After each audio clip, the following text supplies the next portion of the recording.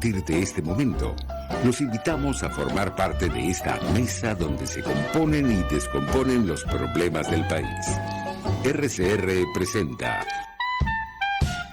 Buen Provecho.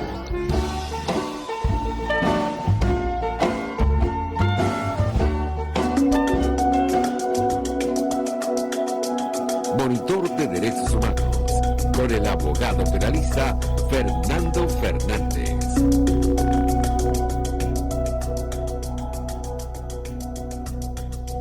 Buen mediodía y buen provecho. Les deseamos a todas las personas que nos escuchen. Les habla Fernando Fernández, director y moderador del Monitor de Derechos Humanos. Encantado de estar con ustedes. Seguidamente hablaremos de los créditos. En la dirección general de la estación, Jaime Nestares. En la gerencia de producción, Wilix Arcaya. En la producción del programa, Carla Sons. En los controles, Gregorio González. En la conducción, quien les habla, Fernando Fernández. Este programa está en todas las plataformas digitales, @rcr750.com, rcr.tv y rcr750. En YouTube, rcr750. Esta es la radio que se ve. Monitor de Derechos Humanos tiene cuenta en Twitter, @dhmonitor y @fam_Fernández, y las etiquetas hashtag Monitor de Derechos Humanos, hashtag Observa Atrocidades, y en Instagram estamos en @dhmonitor. Hoy miércoles 20 de abril de 2022 tenemos un programa especial sobre las sanciones internacionales.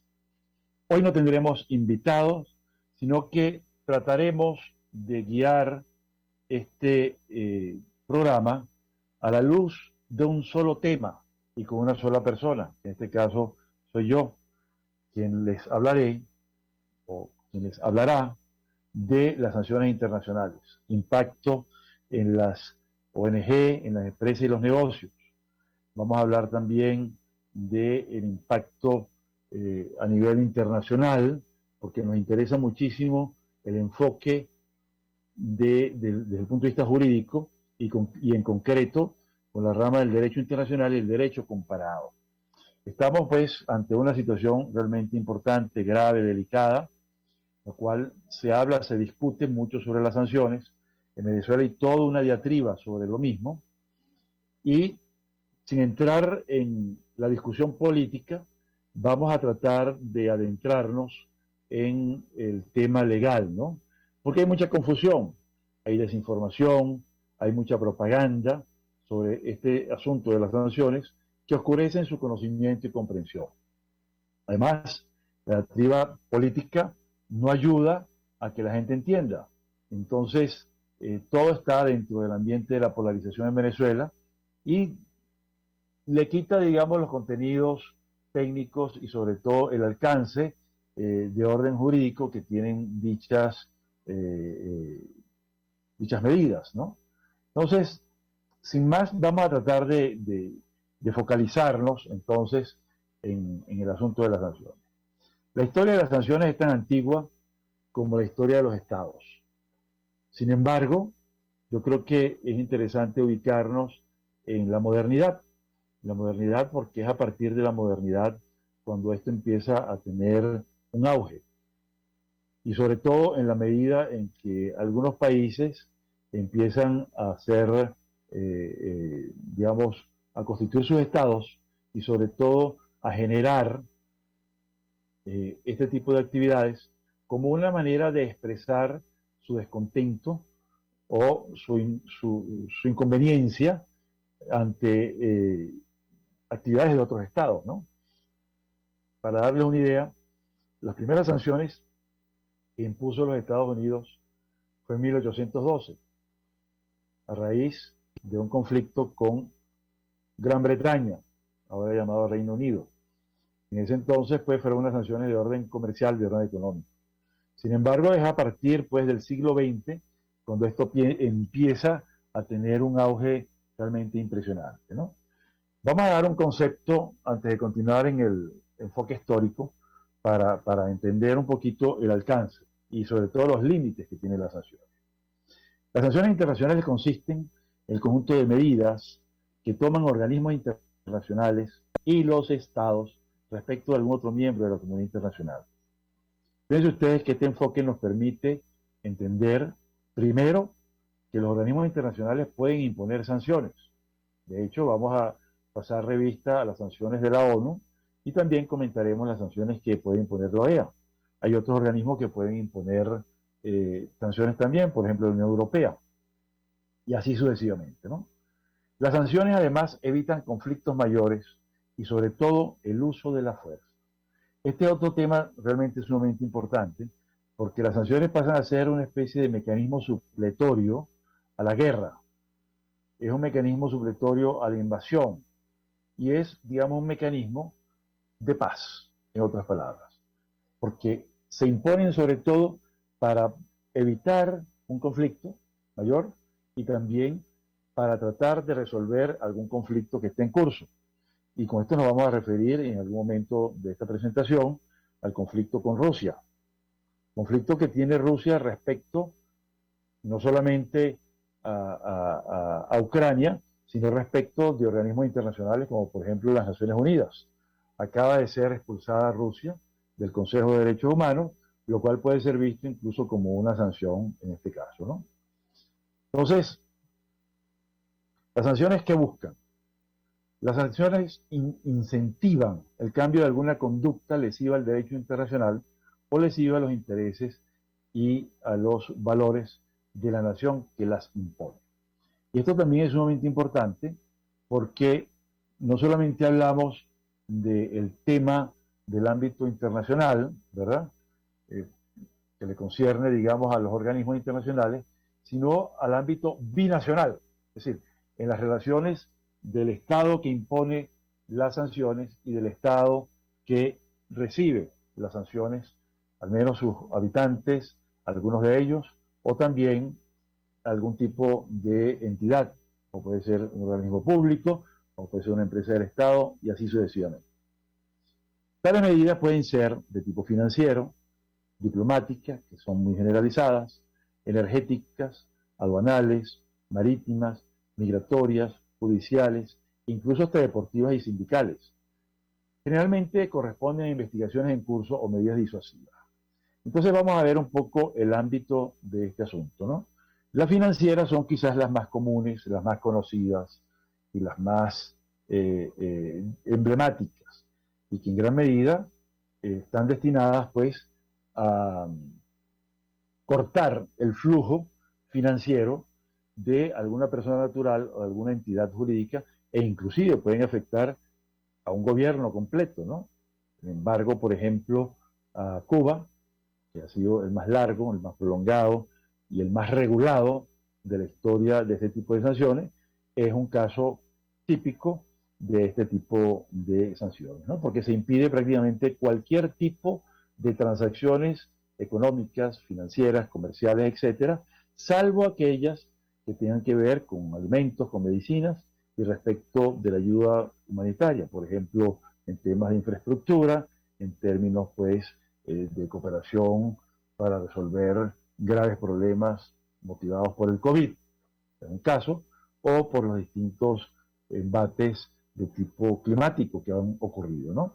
Entonces, eso les da una idea, pues, que hay, digamos, aspectos ya de relajación de las sanciones cuando se trata, pues, de situaciones específicas o especiales, procurando que no se afecte a la población, sino que se restrinja, pues, a las personas designadas específicamente, ¿no? Están también las sanciones diplomáticas, que tienen que ver con el cese de relaciones diplomáticas, por supuesto, con el retiro de diplomáticos, con el retiro de servicios consulares, con el retiro o con la expulsión de diplomáticos, ¿no? Con el caso de Rusia, por ejemplo, podemos ver que muchos países ya han expulsado a diplomáticos rusos, cosa que también ha tomado en su medida, más o menos exacta, también Rusia respecto a diplomáticos de aquellos países que previamente han expulsado a sus funcionarios, ¿no?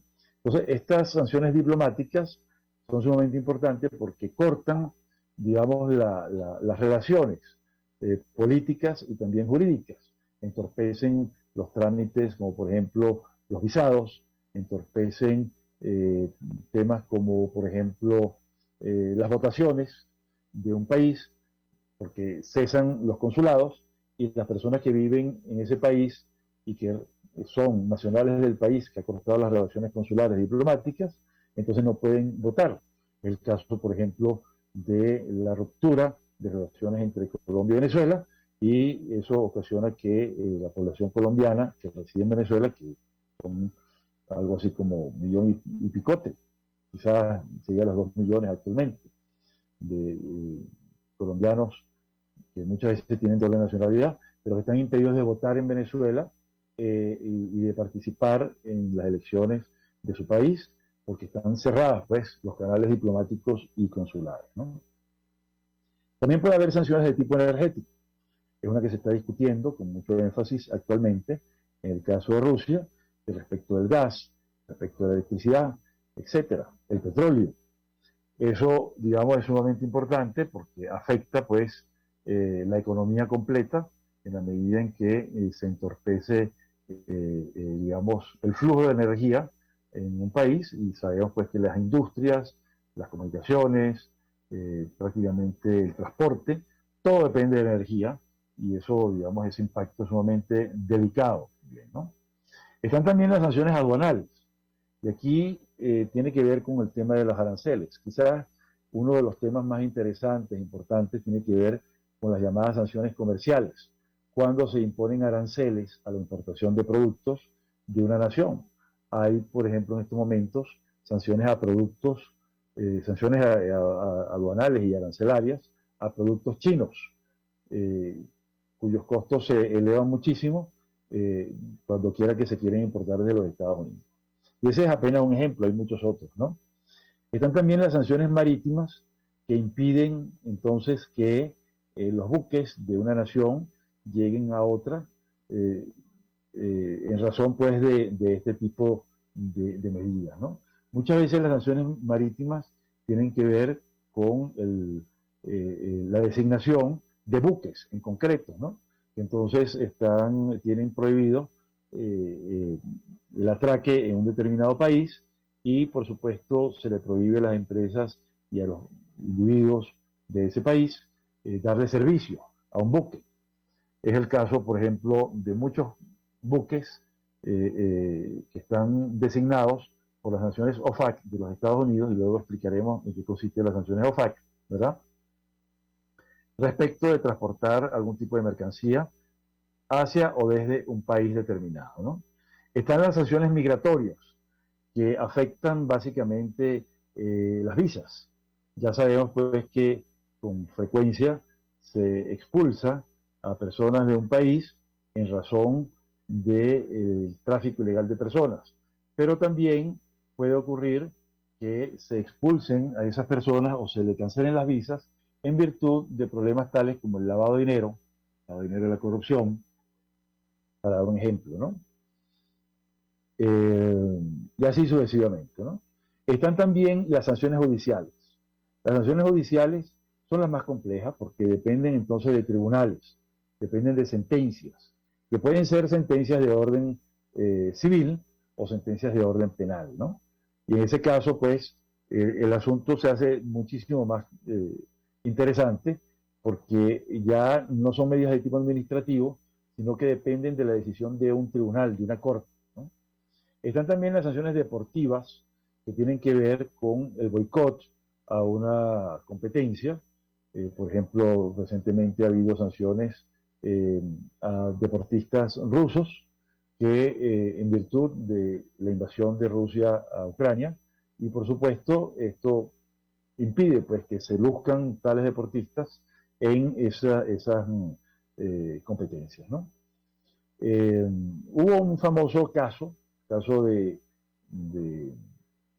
Sudáfrica, que vamos a ampliar un poquito más adelante, con ocasión de la eliminación del apartheid en los años 80, tardíos, ¿no? Ya cercano a los 90, en los cuales fueron boicoteados los deportistas y otros importantes representantes de Sudáfrica de participar en los Juegos Deportivos de la Commonwealth, y en los Juegos Deportivos de Invierno. La Commonwealth está integrada por 48 países. Son los países que fueron colonia del Reino Unido. Entonces imagínense lo que significa para ellos, ¿no? Y que significa en su momento no participar en los Juegos de Cricket, que será el deporte nacional de Sudáfrica, o en los Juegos de Rugby. Inclusive hasta el tenis y el ajedrez fueron afectadas por este tipo de sanciones, ¿no? Y por último, de las que hemos mencionado, están las sindicales, las cuales los sindicatos de un país prohíben dar apoyo, por ejemplo, en la descarga de material, de productos o de cualquier tipo de cargamento que provenga de un país que está sancionado. Ocurrió en el caso de Sudáfrica, que ya lo mencioné, y también ocurrió en el caso de Polonia, cuando estaba, digamos, atacando al sindicato Solidaridad, y por supuesto hubo una gran unión mundial respecto a muchos sindicatos para boicotear las actividades mercantiles e internacionales del gobierno dictatorial de Polonia, ¿no? Entonces, como les decía, pues, esto es variadísimo, el tema de las sanciones, es complejísimo, es muy extenso y obedece siempre a distintos tipos de motivaciones, ¿no? Pero siempre el origen puede estar bien en un organismo colegiado, un organismo internacional, o bien de un país hacia otro. En este caso hablamos de relaciones bilaterales. Bueno, ¿en qué medida, es decir, cuáles son otros motivos por los cuales se dictan sanciones de esta naturaleza, ¿no? Este tipo de medidas también pueden ser tomadas no solamente por intereses de tipo económico o en resguardo de la seguridad de un Estado, puede ser la seguridad económica, la seguridad militar, la seguridad territorial, la seguridad pública, etcétera, o la seguridad en materia de salud.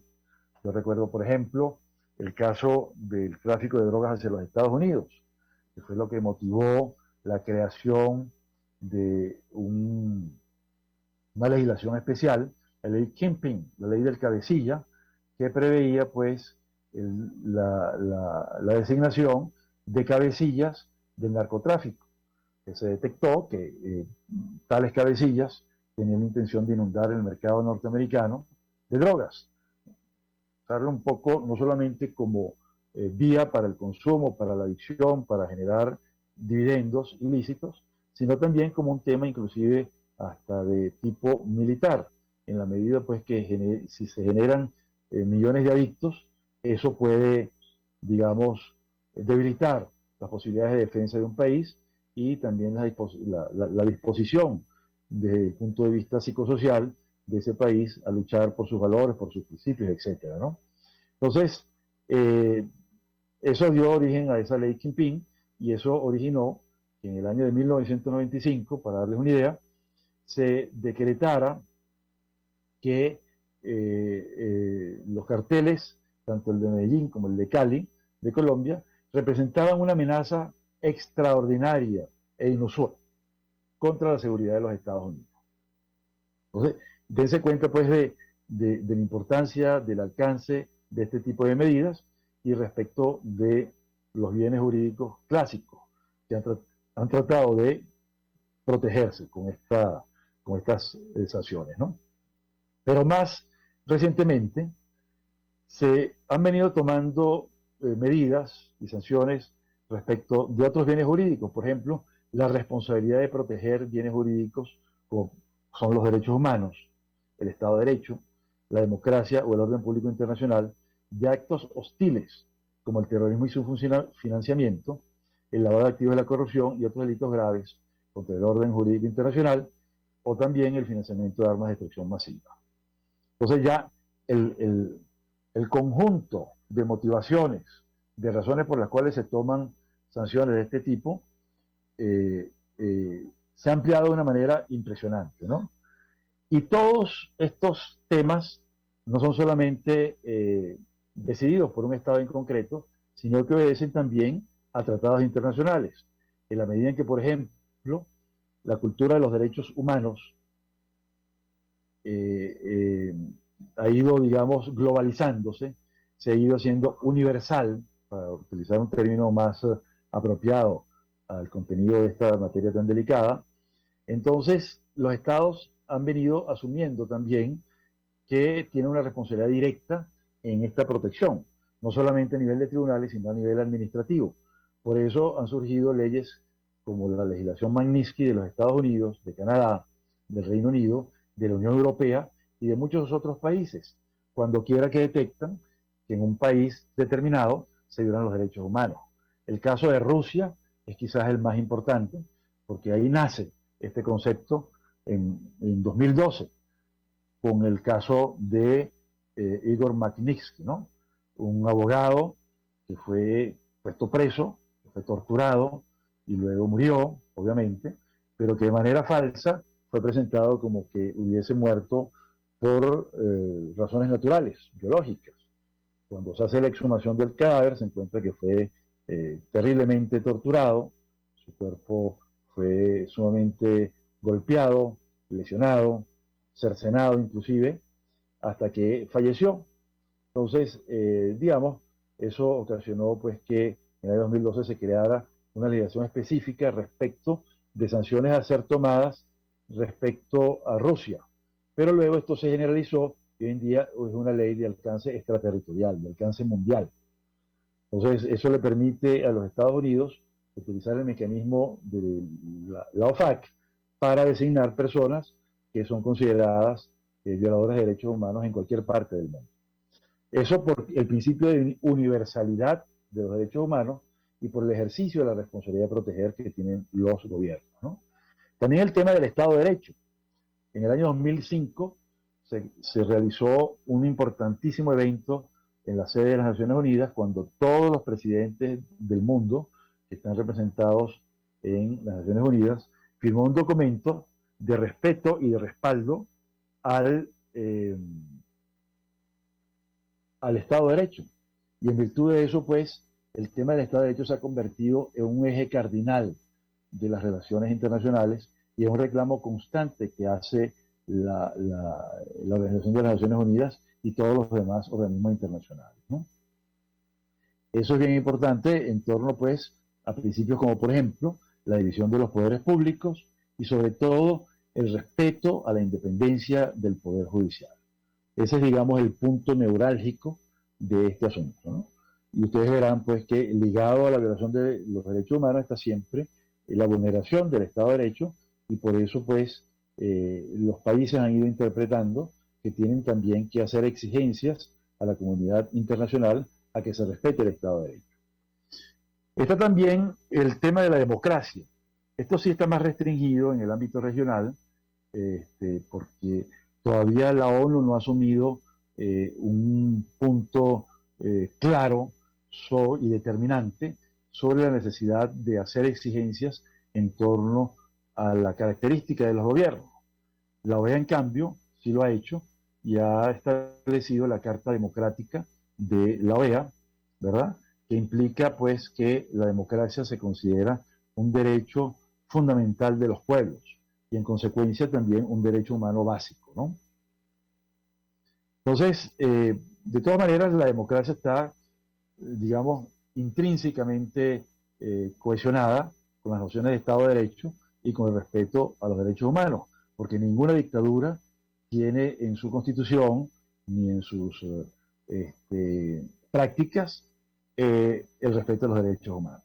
Hay dictaduras que tienen grandes cartas de derechos humanos, pero en sus prácticas simplemente los vulneran en el quehacer diario, ¿no?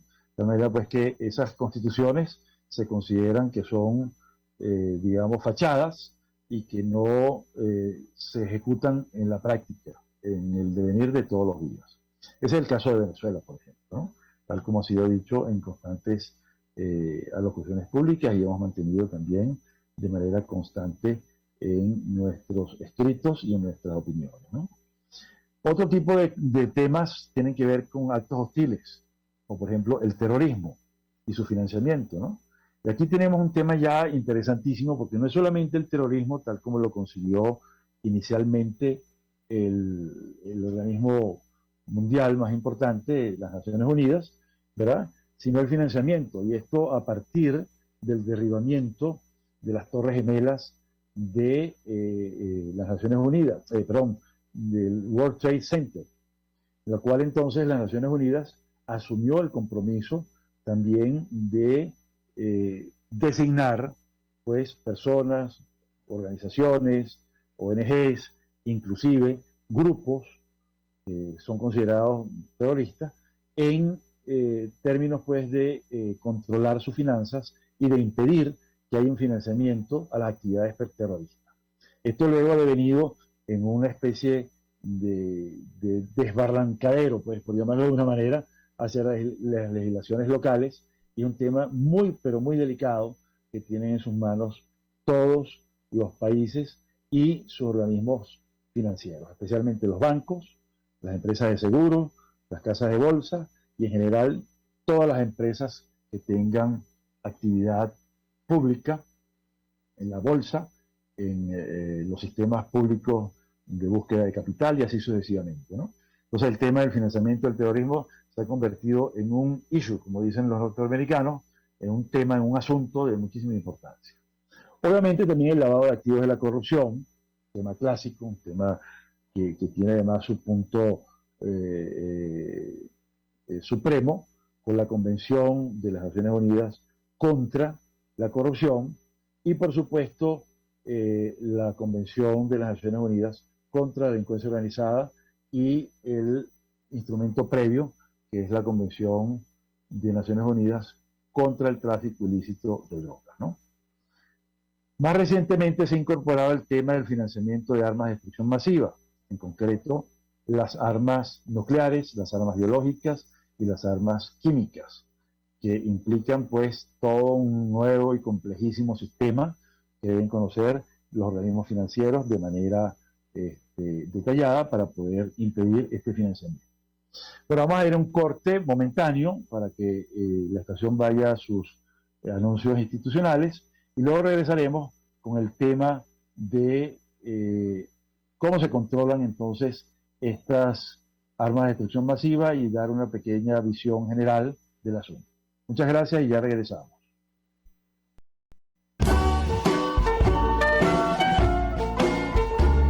Escuchas Buen Provecho por RCR 750, la radio que se ve.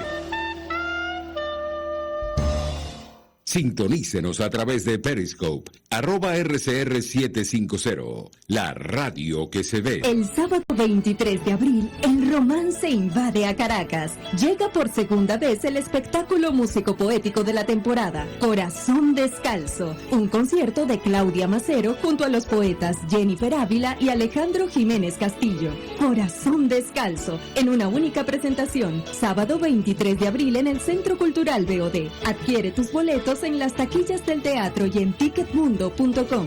Corazón Descalzo, un tributo al amor que no puedes perderte. Corazón Descalzo es una presentación de Salón de Belleza Perfect Hair, Dr. Freddy Sierra, ginecólogo y obstetra, Tarbay, Marta Díaz Spa, Tibi, Tintorería Inteligente, Intermédica, La Patilla, Pague Todo, Mara Montauti y Radio Caracas Radio. Mis amigos, una empresa comprometida y responsable con su personal es una empresa segura, y Produzca es la compañía pionera en Venezuela que ofrece la mayor cantidad de equipos de comprobada calidad para garantizar la seguridad integral de toda la nómina industrial de cualquier empresa. El catálogo de Produzca es inmenso, todo tipo de guantes, cascos, accesorios y productos varios de protección para tu personal. Conoce más de Produzca en www.produzca.com. Produzca, seguridad en tu empresa de los pies a la cabeza. Pluralidad contigo. Respeto contigo. Responsabilidad contigo. Libertad contigo. Estamos contigo y punto. De lunes a viernes a la 1 de la tarde. Contigo. Solo por RCR 750 AM. Porque lo bueno une. Es una interpretación de tendencias para tu signo zodiacal. Un espacio guiado por los movimientos planetarios y sus consecuencias. Acompaña a nuestros astrólogos a descubrir lo que le deparan los astros signo por signo. Guía astrológica Todos los sábados, a partir de las 3 de la tarde, por RCR 750 AM.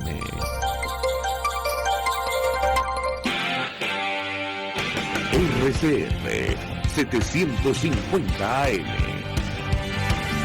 Porque lo bueno une.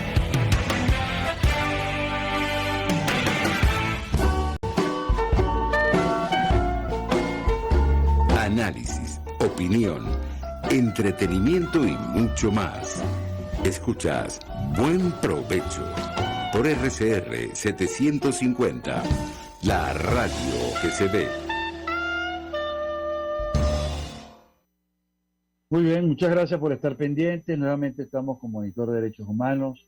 Hoy estamos hablando de las sanciones internacionales, su legalidad, su alcance, sus límites, y tratando de enfocarnos siempre en los temas jurídicos y soslayando la discusión política y la polarización. Estamos tratando pues de hacer un análisis objetivo de este asunto. Ya hemos quedado en el tema financiero, porque sobre todo es en el ámbito financiero donde más se ve, digamos, su impacto a nivel de las distintas actuaciones, y sobre todo lo que más nos interesa a nosotros los venezolanos, bueno, porque implica limitaciones a las finanzas, al uso de las cuentas, problemas, bloqueos de pagos, en fin. Entonces, vamos a tratar de ver un poquito para qué sirven las sanciones, ¿no? Son acciones legales para investigar clientes sospechosos de lavado de activos, delitos económicos transnacionales, entre otros temas, como ya dijimos, ¿no? También son acciones o medidas que buscan lograr cambios de conducta en temas como los derechos humanos y la tortura. Un caso famoso, para unos 3 o 4 años, en los que hubo una detención arbitraria de un periodista norteamericano y se enlistaron al ministro de Justicia y al ministro de Justicia y el de Defensa del Interior, perdón, de Justicia y del Interior de Turquía.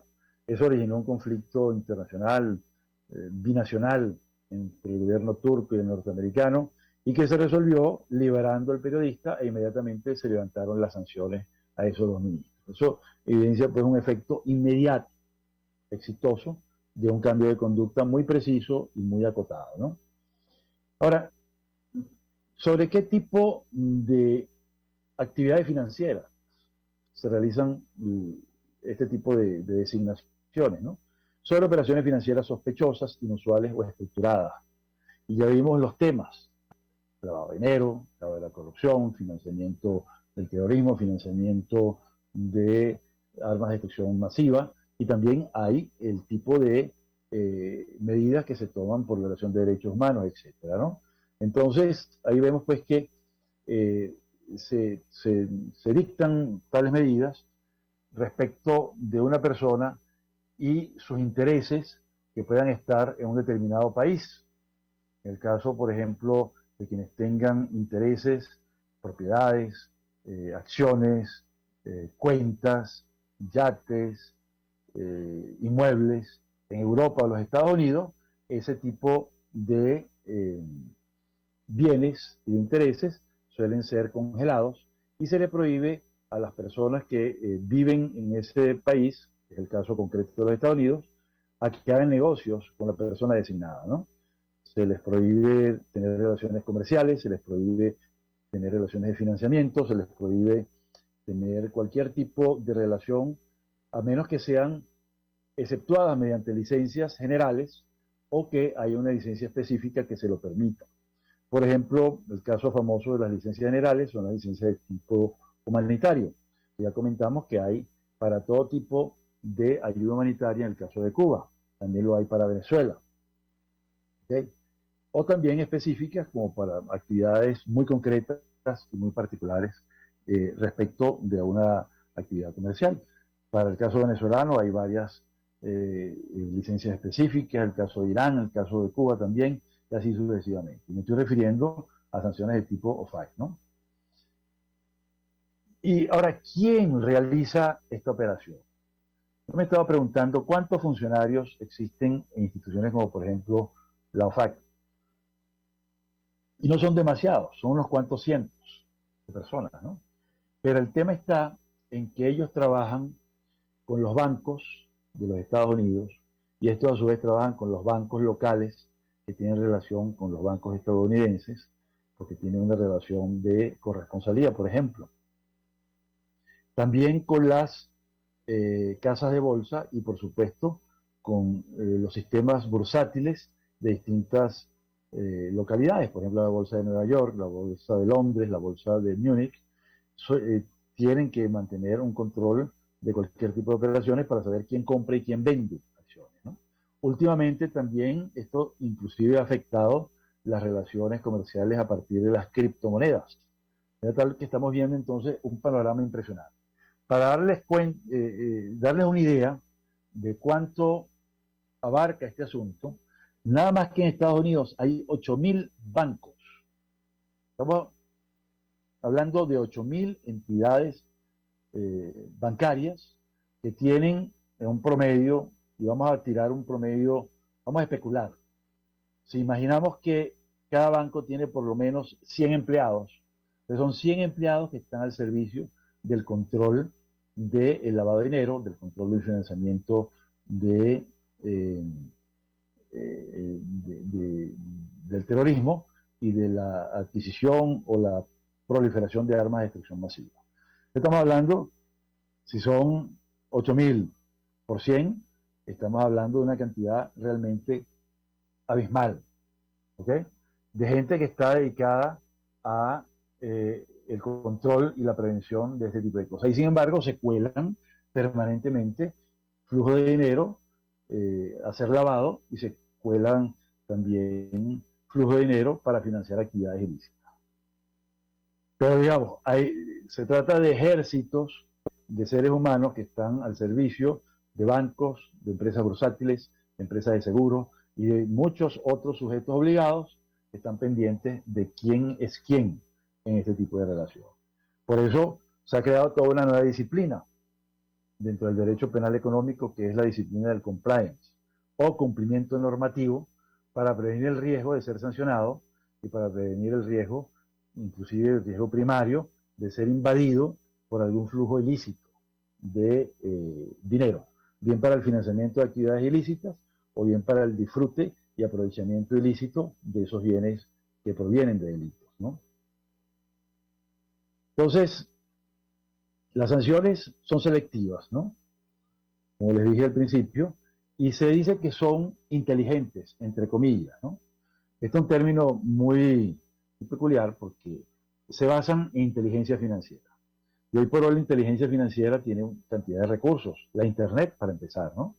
Aparte, pues, de las entrevistas personales que puede haber cuando un agente de ventas, por ejemplo, de un banco o de una casa de comercio, se entrevista con alguien para realizar algún negocio. Es importante, pues, que tenga por detrás un bagaje y tenga también en el piso una sólida formación en materia de prevención del riesgo para poder evitar, pues, algún tipo de filtración que luego genere sanciones sumamente inconvenientes para la empresa o para este individuo que está realizando comercio o que simplemente tiene negocio en los Estados Unidos o que tiene la nacionalidad norteamericana o que aspira por lo menos a una visa y ese tipo de cosas, ¿no? El otro aspecto importantísimo de todo este asunto de la inteligencia financiera tiene que ver con la evaluación, el seguimiento, el monitoreo de las redes sociales, ¿no? Hoy por hoy las redes sociales son un instrumento de la globalización y uno de los mecanismos con los cuales la gente se exhibe al mundo.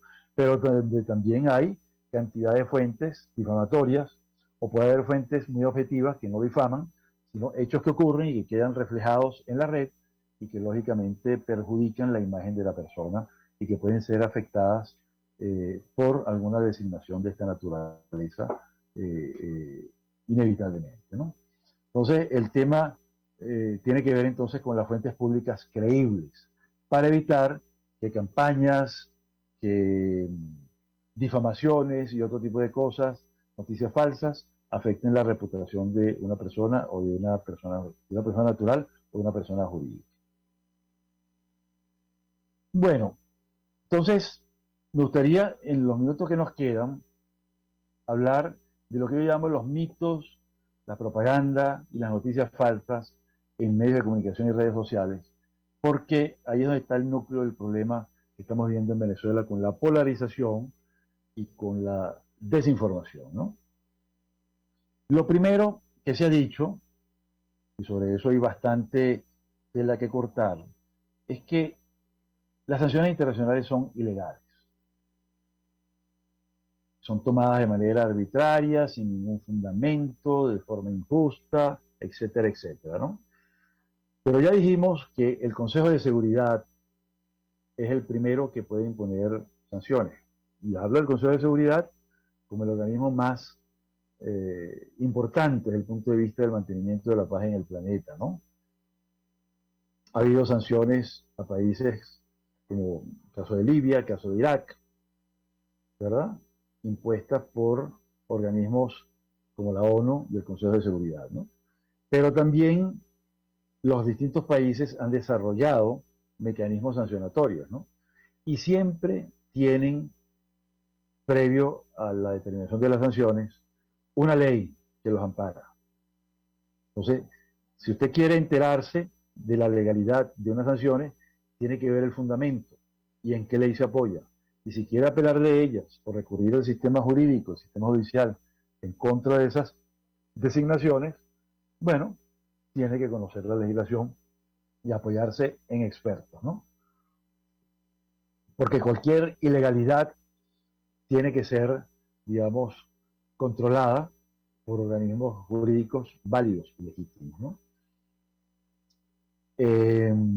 En los Estados Unidos, por ejemplo, el tema de las designaciones OFAC puede tener control judicial y ese control judicial tiene que estar bien, pero bien fundado para poder revertir lo que es una política del Estado norteamericano bastante sólida, ¿no? Entonces, ha habido algunas acciones, no vamos a entrar en el detalle ahora, de distintos afectados por designaciones OFAC que han tenido éxito a nivel de los tribunales, ¿no? Entonces, eso es bien importante saberlo porque son acciones que pueden tomarse que puede tomar el interesado cuando quiera que es afectado de manera injusta o extralimitada, ¿no? Revisar la constitucionalidad de tal o cual medida y revisar, digamos, cómo defenderse. Si, por ejemplo, la persona afectada no ha sido informada de cómo se puede defender, de cómo puede apelar, de cómo puede pedir una revisión de la designación y no está informada, eso es motivo de una demanda contra esa designación injusta y sin fundamento. Entonces, ahí vemos un microejemplo de esta situación. De tal manera, pues, que las designaciones siempre tienen algún mecanismo de revisión. En el caso del Consejo de Seguridad, por ejemplo, hay sanciones que se han tomado y hay un ombudsman, un defensor, una especie de defensor del pueblo, por llamarlo en términos coloquiales, que se parezca a nuestra legislación, ¿verdad?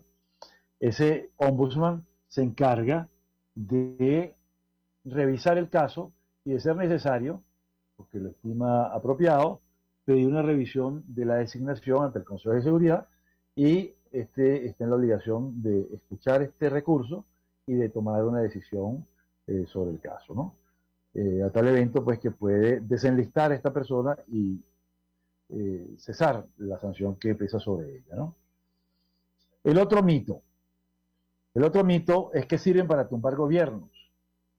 Entonces, no, esto es falso, ¿verdad? Las designaciones y las sanciones no están destinadas a eso. Ni las del Consejo de Seguridad, ni las de la OEA, ni las de los estados. Al menos desde el punto de vista jurídico. Que políticamente se tenga esa intención, eso es otra cosa, pero el alcance de las sanciones no da para eso. Entonces, cuando usted oiga que lo que quieren es tumbar el gobierno de fulanito o de sultanito con las sanciones y tal y qué sé yo, le están mintiendo, le están diciendo algo que no es cierto, ¿no? ¿Por qué? Porque no lo permiten las leyes, ni tampoco lo permiten los tratados internacionales, en virtud del principio de soberanía. Y si eso fuera así, digamos, que un gobierno quiere tumbar a otro gobierno, ahí estamos ante un supuesto de orden político que puede generar otro tipo de tensiones y de problemas, ¿no? Pero en todo caso, no está dentro del concepto de lo que es una sanción internacional. Es algo extrajurídico que nada tiene que ver con lo que estamos hablando. El otro mito es que fortalecen dictaduras. Tampoco, ¿ok? Pero, sin embargo, la mayoría de las veces que hay sanciones, por ejemplo, en el tema de los derechos humanos, es porque son violaciones de derechos humanos sistemáticas, que corresponden a patrones, que se generalizan a la población o a toda la población. En esos casos, son dictaduras que han buscado mecanismos para evadir las sanciones, ¿no? Y uno de los mecanismos más usados es el de utilizar las sanciones para justificar sus malas políticas. Es decir, una dictadura que empobrece a su país, a su población, a su pueblo, se justifica diciendo, es que yo no puedo darle alimento a mi pueblo porque me lo impiden las sanciones. Eso es una excusa, una falacia que está repetida en muchísimos ejemplos. El caso de Cuba es uno de los más elocuentes, ¿no? Fíjense ustedes que sobre este tema vamos a ver dos casos bien interesantes para ver dos efectos, ¿no? Sobre sistemas dictatoriales, ¿no? El primero tiene que ver con las sanciones de los años 80 a Sudáfrica. Sudáfrica mantenía un sistema llamado el apartheid, que hoy en día se considera un crimen contra la humanidad, que consistía en segregar a la población aborigen, nativa, indígena, de raza negra, una enorme cantidad de etnias que existen en ese país, segregarlas, separarlas, discriminarlas de la vida económica, educativa, cultural, política. No tenían, por ejemplo, derecho al voto y constituían el 80% de la población. El resto era una población de tipo indio, es decir, de la India, y muy poca una población blanca, que era la que gobernaba. Los indios también estaban discriminados, pero en menor proporción.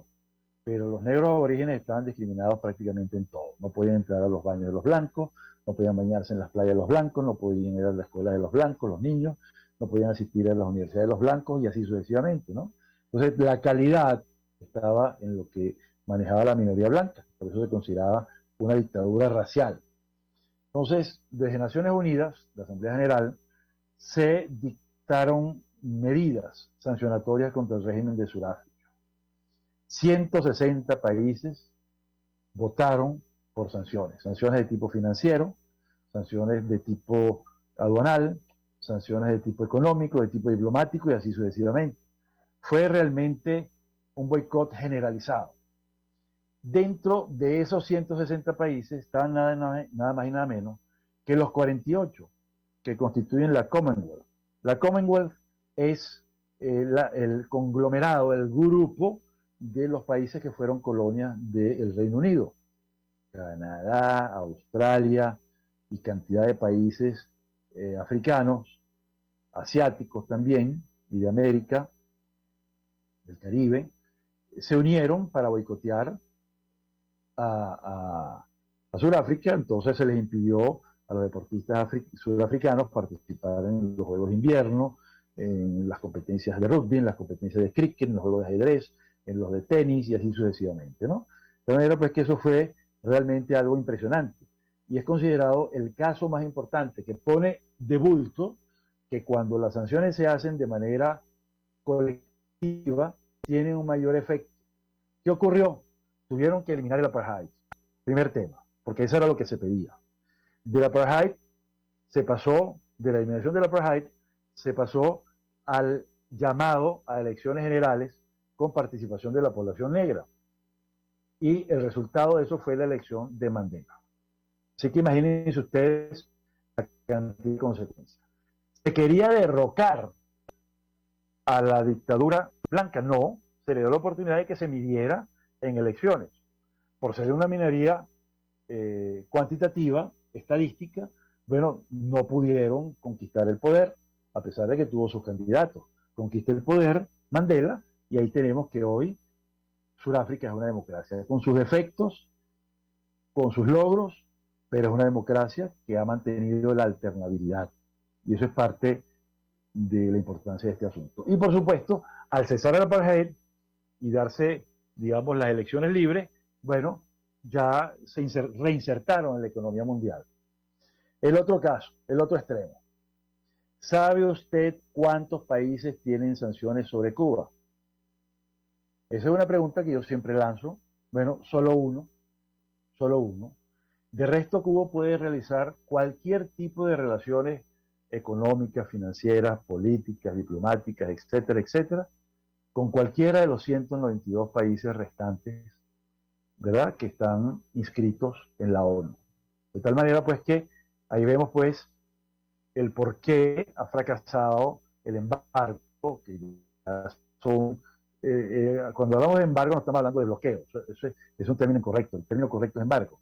Es una sanción grande, enorme, extensa, que tiene Cuba y el gobierno cubano, no así la población, pero que inevitablemente afecta a la población en la medida que el gobierno cubano, para justificarse, dice, es que no puedo resolver tal cosa porque las sanciones me lo impiden. Pero no, ningún otro país ha sancionado a Cuba de tal manera, pues, que es el otro extremo de la situación de Sudáfrica que antes narré. Y quizás el fracaso de las sanciones, y por qué no se logra que cambie la conducta del gobierno cubano, es porque es solo un país quien está imponiendo ese tipo de sanciones y no es ese conglomerado como se ocurrió con Sudáfrica. Entonces, bueno, ahí tenemos pues dos ejemplos realmente importantísimos, realmente notables de este asunto. Entonces, bueno, se habla también de que son unilaterales, ¿verdad? Pero ya vimos pues que suelen ser multilaterales. El único caso donde hay sanciones unilaterales, como les dije, el caso de Cuba. En el caso, por ejemplo, de Venezuela, que se dice mucho que son unilaterales, sabemos pues que hay más de 50 países que tienen distintos tipos de sanciones. No vamos a entrar en el detalle, pero son más de 50 países, ¿no? Incluidos los países integrantes de la Unión Europea y otros más que no forman parte de la Unión Europea, como por ejemplo Suiza y Reino Unido. Pero en todo caso, recordemos el caso de Sudáfrica, siempre, ¿no? Siempre van a depender de la cooperación internacional. Si no hay cooperación internacional en materia de sanciones, las sanciones van a fracasar y no logran su cometido del cambio de conducta. Se dice también que son imperialistas, porque generalmente son los países más poderosos. Sí, pero no nos olvidemos que son sanciones respecto, o designaciones respecto, y prohibiciones que se establecen respecto de la población local. Se le prohíbe a los norteamericanos que hagan negocios con fulanito, con sutanito, con Pedro, con Juan, a menos que estén autorizados, ¿no? Pero no quiere decir que se le prohíbe a fulanito que vive en su país o que se relacione en el país del otro de cualquier otra manera, ¿ok? Sino es respecto de la economía venezolana, norteamericana, y respecto, por supuesto, del uso de su moneda. Eso, digamos, tiene que ver con la protección de su economía. En fin, son muchísimos los temas que habría que abarcar, y para el cual ya el tiempo ha ido avanzando progresivamente, pero las sanciones tienen un límite. El caso, por ejemplo, de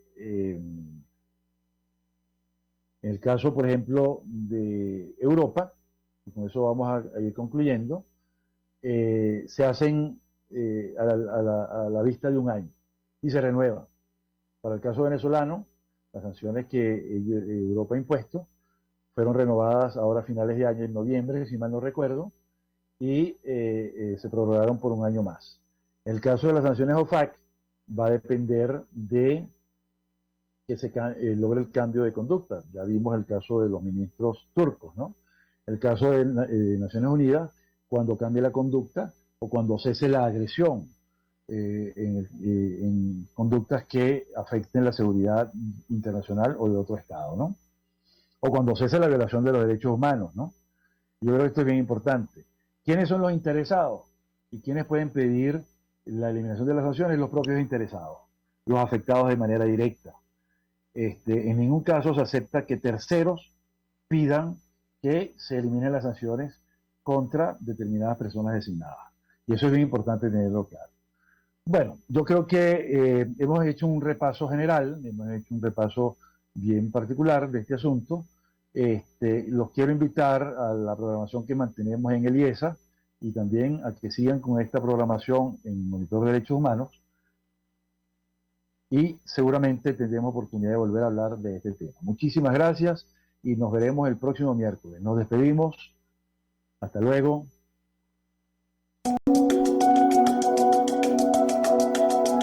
Monitor de Derechos Humanos, con el abogado penalista Fernando Fernández.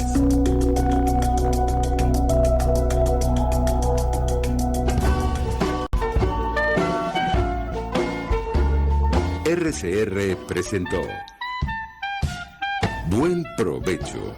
Síganos en Twitter como @RCR750. La radio que se ve.